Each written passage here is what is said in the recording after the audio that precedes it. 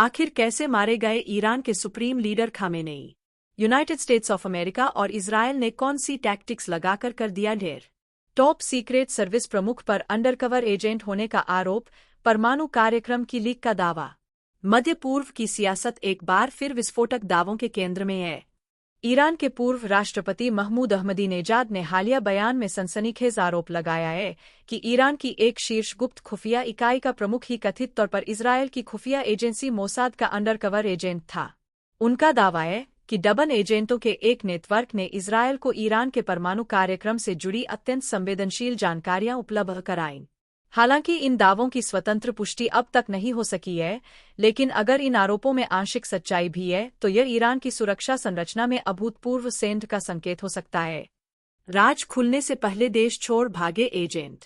Ahmadinejad, जो अपने कार्यकाल में कट्टरपंथी रुख और पश्चिम विरोधी बयानों के लिए जाने जाते रहे हैं, ने कहा कि कथित डबल एजेंटों ने 2021 में अपना भेद खुलने से पहले देश छोड़ दिया और अब इजरायल में रह रहे हैं।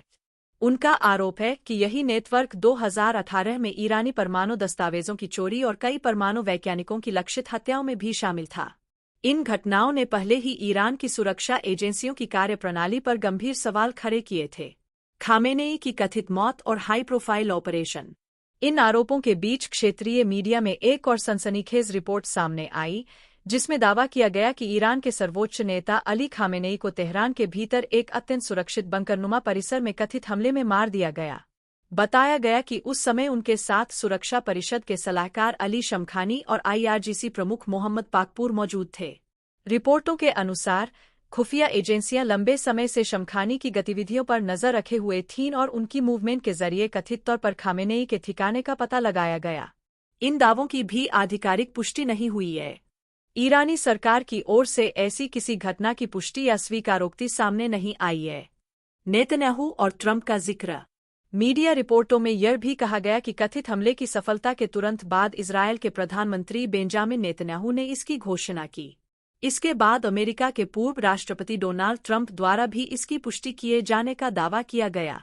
कुछ अमेरिकी मीडिया प्लेटफॉर्म्स ने यह तक कहा कि आधिकारिक घोषणा से पहले ट्रंप को कथित तौर पर खामेनेई का शव दिखाया गया था।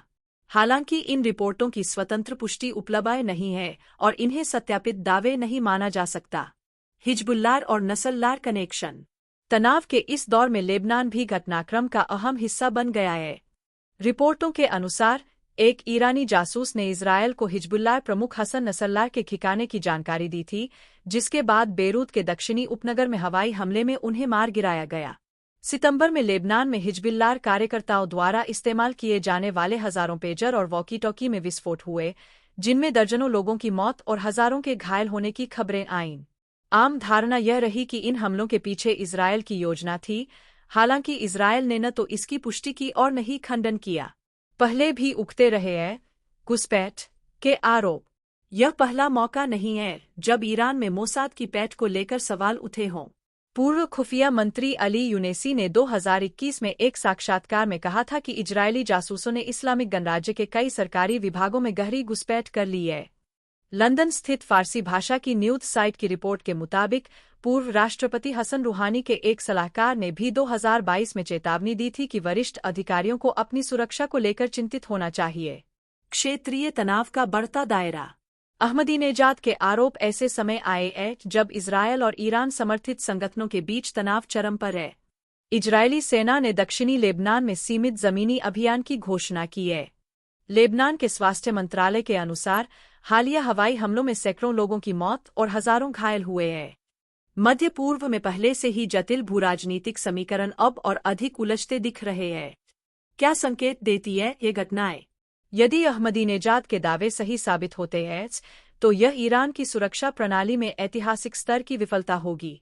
साथ ही यह भी दर्शाएगा कि इजरायल की खुफिया एजेंसी ने अपने विरोधी देश की सत्ता और सुरक्षा ढांचे में गहरी पैठ बना ली थी। हालांकि विशेषज्ञों का मानना है कि ऐसे दावों को सावधानी से देखने की जरूरत है।